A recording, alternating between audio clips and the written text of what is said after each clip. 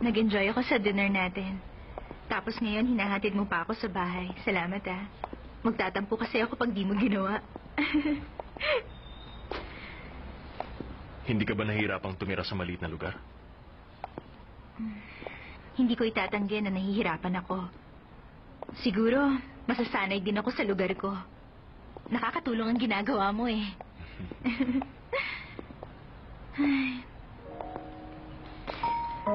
Siguro nalulungkot ka tuwing umuwi ka sa bahay mo. Wala ka kasing kasama eh. Balita ko na ospital pa daw ang mama mo. Paano mo nalaman yan? Hindi ba mahirap mamuhay ng mag-isa lang?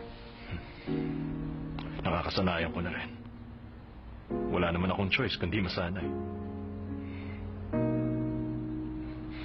Pumasok ka na. Sir?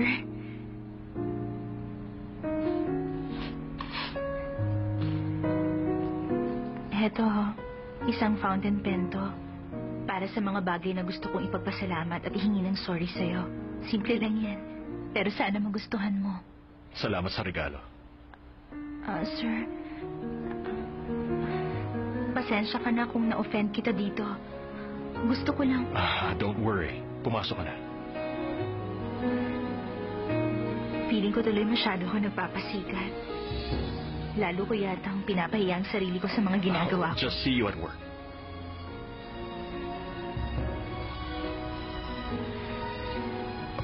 Bakit? Wala, may napansin lang ako. Nakakatuwa. Napansin ko, ang ganda pala ng kamay mo. Thank you sa paghatid. Welcome.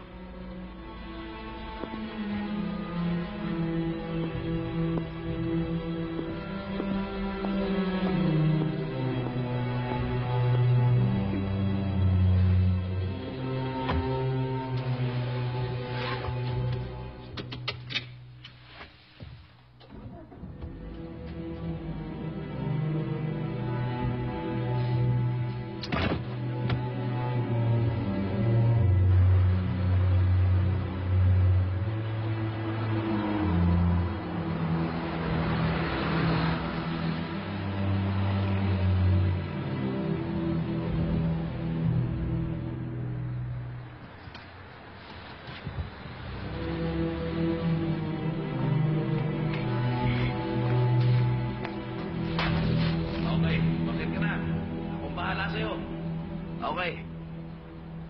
Nakuha ko.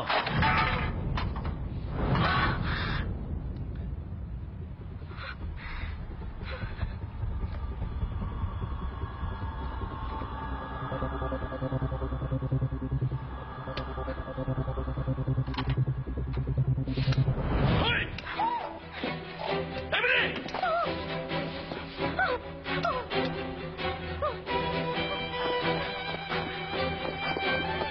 Emily!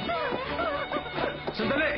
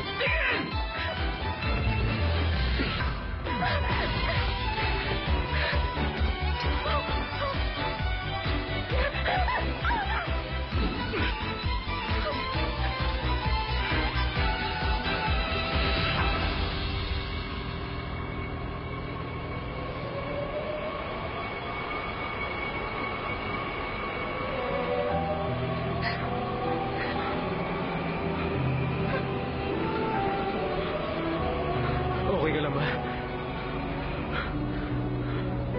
Oo. Anong gagawin ko? Paano na?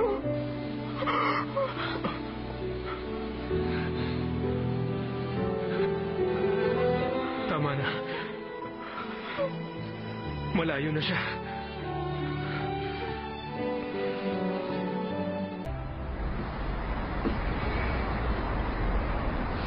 Uminom ka muna.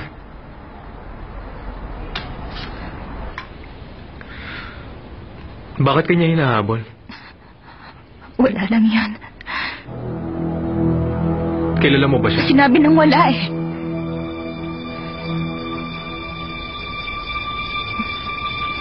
I'm sorry. Hindi siya mukhang matinong tao. Bakit? May problema ba? Huwag mo nang itanong. Pero salamat sa ginawa mo. Bye. Sandali.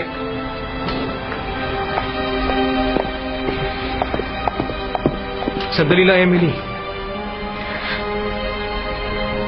Paano mo nalaman ang pangalan ko?